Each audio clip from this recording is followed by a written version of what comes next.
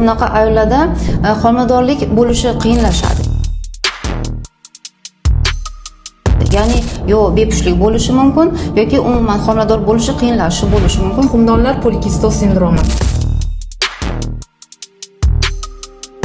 Ya'ni SPKya bizda reproduktiv yoshdagi bemorlarni juda ko'p bezovta qiladigan kasallik bo'lib, ham endokrinologik, ham ginekologik aspektlari mavjud.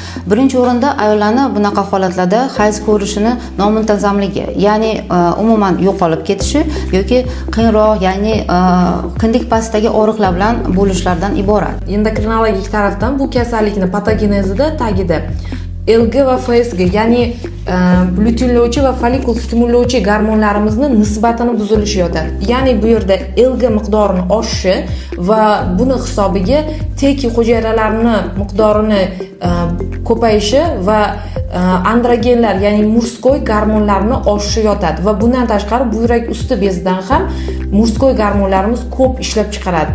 Ikkinchidan, bunaqa ayollarda gormonalniy sintez buzilganligi uchun, ya'ni erkak gormonlari ko'payishgani tufayli bunaqa ayollarda maskulinizatsiya belgilari bo'ladi. Ya'ni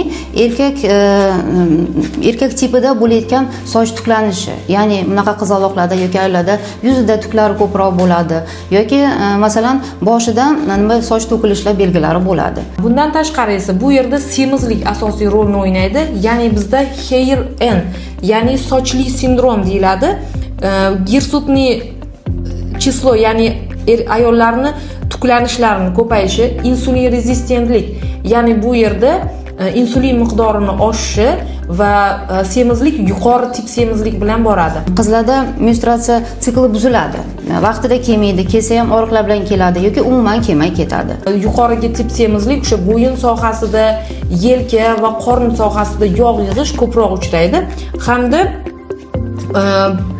akantozis nigricans, ya'ni terini burmali sohalarda qorayishlar bilan namoyon bo'ladi bu kasalligimizni patogenezi.